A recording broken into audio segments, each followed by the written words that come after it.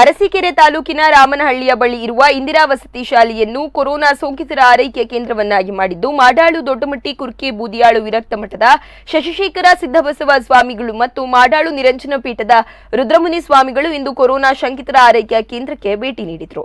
ಸೋಂಕಿತರನ್ನು ಉದ್ದೇಶಿಸಿ ಮಾತನಾಡಿದ ಸ್ವಾಮಿಗಳು ಮಹಾಮಾರಿಯ ಕುರಿತಾಗಿ ಜಾಗೃತೆ ವಹಿಸಬೇಕು ಮತ್ತು ಶುಚಿತ್ವವನ್ನು ಕಾಪಾಡಿಕೊಳ್ಳಬೇಕು ಎಂದು ತಿಳಿಸಿದರು. ಅಲ್ಲದೆ ಸೋಂಕಿತರು ಮನೆಯಲ್ಲೇ ಇರುವುದರಿಂದ ಮನೆಯ ಇತರರಿಗೂ ಸೋಂಕು ಹರಡಲಿದೆ, ಹೀಗಾಗಿ ಜಾಗೃತೆ ವಹಿಸಿ ಆರೈಕೆ ಕೇಂದ್ರಕ್ಕೆ ಆಗಮಿಸಬೇಕು ಎಂದು ತಿಳಿಸಿದರು. ಮಹಾಮಾರಿ ಅಂತಕ್ಕಂಥದ್ದು ಈಗ ಮೊದಲೇ ನಾವು ತಡೆಗಟ್ಟಿದ್ರೆ ಇಷ್ಟೊಂದು ಆಗ್ತಾ ಇರಲಿಲ್ಲ, ಆದರೆ ಈಗ ಕೈ ಮೀರ್ಬಿಟ್ಟಿದ್ವಿ.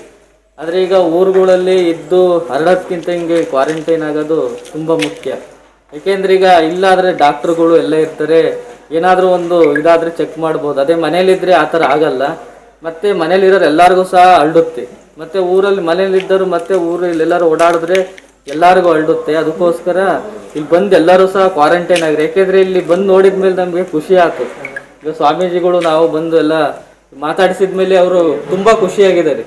ಯಾವುದೇ ರೀತಿಯಾದ ತೊಂದರೆ ಇಲ್ಲ, ಮತ್ತು ಇಲ್ಲಿ ಊಟ ತಿಂಡಿ ಮನೇಲಿ ಯಾವ ಥರ ಇದ್ದಾರೆ ಅದಕ್ಕೂ ಸಹ ಇಲ್ಲಿ ಚೆನ್ನಾಗಿದ್ದಾರೆ ಅಂತ ಅವರು ಹೇಳಿದ್ರಲ್ಲ, ಅದು ನೋಡಿ ಒಂಥರ ಖುಷಿ ಆಯ್ತು. ಯಾಕೆಂದರೆ ಈಗ ಸಾಮಾಜಿಕವಾಗಿ ನಾವು ಅಂತರ ಕಾಪಾಡಿಕೊಂಡು ಇದ್ದರೆ ಒಳ್ಳೆಯದು. ಅದೇ ರೀತಿ ಎಲ್ಲರೂ ಸಹ ಈಗೇನು ಕೋವಿಡ್ ಅಂತಕ್ಕಂಥದ್ದು ಬಂದಿರೋರು ಇಲ್ಲಿ ಬಂದ್ಬಿಟ್ಟು ಕ್ವಾರಂಟೈನ್ ಆದರೆ ಒಂದು ಸ್ವಲ್ಪ ತಡೆಗಟ್ಬೋದು. ಮುಂದಿನ ದಿನಗಳಲ್ಲಿ ಮತ್ತೆ ಈ ಥರ ಮೂರನೇ ಅಲೆಯನ್ನು ಬರೋ ರೀತಿ ನಾವು ನೋಡ್ಕೋಬಾರ್ದು. ಏಕೆಂದರೆ ಈಗಲೇ ತಡೆಗಟ್ಟಿದ್ರೆ ಎರಡನೇ ಅಲೆಗೆ ನಾವು ಕೋವಿಡನ್ನು ನಾಶ ಮಾಡ್ಬೋದು ಅಂತ